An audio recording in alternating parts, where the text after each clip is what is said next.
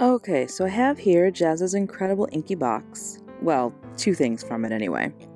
The Fabriano grid paper notebook that, if you saw in the first video of this series, you saw me use to plan out the final lettering piece I did in that video. And I also have these little Speedball Chisel Nib elegant writer pens. And I thought maybe I would follow the guides in the guide booklet and take a stab at Chisel Nib calligraphy, which is not the calligraphy I usually go for, but I'm willing to try something new today, I think. So I guess let's go do that.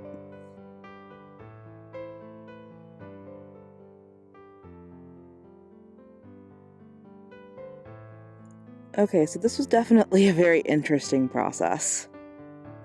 I spent several hours practicing different strokes, as was suggested in the included guidebook in Jazza's Inky Box. So yeah, I started off with some horizontal strokes, then moved on to some vertical strokes, and ended up doing a full page of each of those. I actually ended up doing a full page of each exercise I did in this graph paper notebook. So for these, just straight lines, one at a time, with the broad part of the chisel nib. And then I moved on to something a little more complicated. Next was an entire page of O's. And again, as suggested in the guide, I drew the bottom half of the O first, then went to the top and drew the top half. And during all this, I really realized how different using the chisel nib is from hand lettering with a brush.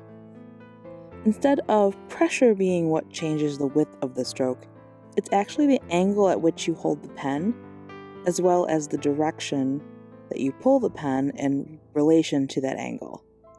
So it's more of a logic, I suppose, than a feeling, which is how brush lettering is, at least in my experience. It was really interesting because it seems like chisel calligraphy and brush lettering should be two very similar processes, but they are, in fact, quite different. Anyway, after I did the page of O's, the next page was a page of these sort of almost Z shapes, I suppose. You go up just a tiny bit at the start, and then make the downstroke, and then up just a very tiny bit at the end as well. So there's this almost sort of hook at the top and bottom of the stroke. That, as I understand it, forms the basis of most letters that have straight up and down strokes in them.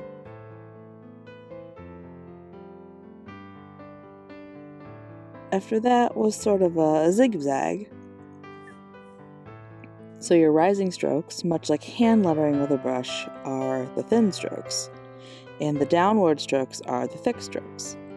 So for this zigzag shape, it's up and then down, so thin and then broad. And yeah, I practiced those for an entire page as well.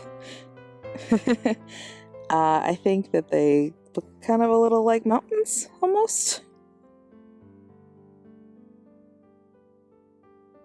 After my full page of mountains, I had a full page of valleys, I suppose. In these, it was the thick downward stroke, and then the thin rising stroke afterwards. So, sort of the inverse of the last page. And then, finally, with all those strokes out of the way, I focused on writing a word. This time, the word minimum. Which honestly, after you've written it a few times like this, since the strokes are repetitive over and over again, that straight up and down hooked stroke, it almost stops looking like a word. It gets difficult, or at least it did for me, to see where the letters started and stopped, and what strokes belong to which letters. Right, so after doing all these pages and pages of practice, I think one of the most important things I learned was actually to make sure the left side of the nib contacted the paper at the same time as the right side for each stroke. For some reason, I always seemed to press just fine on the right side, but if I didn't pay conscious attention to making sure the left side of the pen nib came into contact with the paper, the whole way through, it didn't produce those nice, even, uniform downstrokes I was looking for. It was definitely an interesting exercise, though my hand is very, very, very cramped right now.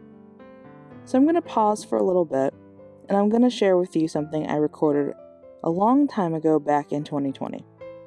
I had purchased a set of parallel pens by Pilot, which is a Chisel Nib pen, much like these elegant writers, but it has a metal nib and reloadable ink.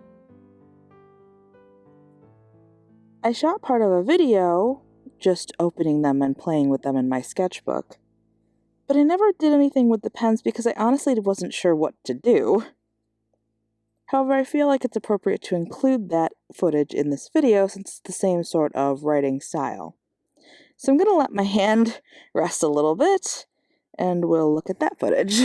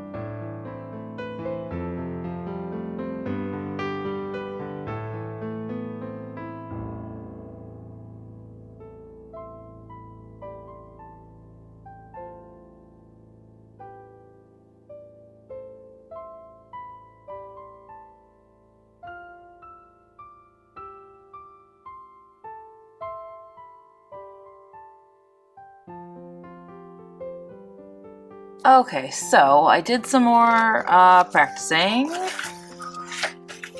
Back here was a blank page. It's the back of the first page. So I did a little quote. It's not great, certainly. I mean, I'm literally just starting off on this, but I'm trying. I used my very large Pilot pen, my 6mm Pilot pen, which is why the lettering is so very big. These are the pages that I practiced. I have red ink in my 6mm, my large 6mm pen, and then black in my 3/8. And then I did a little Celtic alphabet. I did a black letter alphabet. I did just a little thing. I was trying to figure out how color gradients work with these pens, specifically the parallel pens. And the way that it works is you just, according to the instructions, and it is how it worked. I was shocked when it worked, but here, I'll show you. You just take your the lightest color ink, so in this case it would be red, and then you take a second pen, so you do need 2 pens to blend colors, and you touch the tips together, the darker color you touch to the lighter color, and it makes this gradient. Here, I'll go to a new page. If you follow me on Instagram, you might have seen the version of this quote, this Bob Marley quote I did in my Hanamule Cappucino sketchbook. It is over here. Anyway, but yeah, so if you take, this is my smaller pen, it's got black ink in it, then this is the larger pen that has red ink, and all I'm gonna do, let's see if you can see. Come on, focus. Come on, camera. There we go. What I'm gonna do is touch this tip to this one. I'm gonna kind of drag it a little. I don't know how it works because you can't see or feel it moving or anything, but that's all it takes is that little bit. And then, I don't know what to write. We'll just write love again, I guess. See, it comes out really black too. Like, I was kind of really impressed with how well the ink transferred for only being a few seconds. Right? Like, I only touched it for a couple of seconds, but look at it, and it's for a long time too. It's kind of like the chameleon pens a little bit. That kind of blending gimmick, but it honestly works a lot better. I don't know if the pens that I got when I did my review were just old or what exactly, but I did not like those pens. But I do like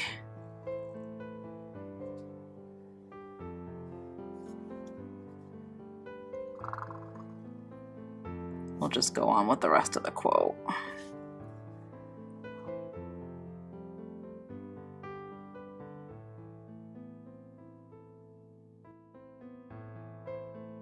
See, and it does clear right back out. It took it a little while. I think because the black is so dark and the red is so clear, it does take it a little while to really get rid of all the remnants of black. But it does work really well. I was surprised how well it works. I do really like this grid paper for writing. It does help keep my words really straight. If you compare this quote that I lettered to the one I did in the Hanamule sketchbook that doesn't have lines, you can see this one's way straighter, more up and down. The letters look way more even. These are just sort of, well, let's be honest, they're sort of a mess. This one looks way better because of all the guidelines. But, you know, I tried. But yeah, so, I guess I'm gonna do a little more practicing. I do have a few more of these parallel pens, and I do have, so these pens that I ordered came with red and black ink, one red and one black ink each. So that's why I have a red and a black in them right now. And I actually do also have a spare. These are what the ink cartridges look like. And you, for these pens, you remove the nib from the barrel, and there's the, oh wow, look at that. I've used a lot of this ink. Push in the ink cartridge. I'm not going to do that because I am trying to use all of it up before I switch it. This is kind of going to be like my dedicated black pen. But anyway, so each of these pens came with a red and a black cartridge, which is why I have a red and a black cartridge left, because I have one in each. And I also purchased these boxes of ink cartridges. It's mixable color for the parallel pens. 12 different colors. It's 2 packs of the same, but there are 12 different colors in each pack. In the meantime, let me know if there are other supplies you would like to see me use from the Jazza Inky Box. Like I said, I bought these parallel pens a while ago, but I never actually really did anything with them because I didn't really know what to do with them. I do like these elegant writers. The only complaint I have about these in particular is that after I did, you know, a lot of writing with them, like this was hours of practice. The size 2mm tip that I was using did start to soften and break down. Like I compared it to the fresh 2mm pen that I also had in this set that I hadn't used at all, and it was actually a much more drastic difference than I even realized it was going to be. So these are good for practicing, but not for like a long-term solution for lettering, doing this sort of black letter calligraphy. But these Pilot pens, after you use these and decide you want to do this, these Pilot pens are very nice. They have that really sturdy metal nib, that sort of metal, looks like a comb almost, nib. Let me zoom in, there you go. It almost looks like a comb that deposits the ink, and it's very durable. It certainly hasn't softened or warped or anything, and I've done a lot of writing with these as well. So these I think are a good investment, especially if they do sell them in a set and singularly. But yeah, so those are my thoughts, my recommendations. Please enjoy some hand lettering, and until my next video, I will talk to all of you soon. Bye!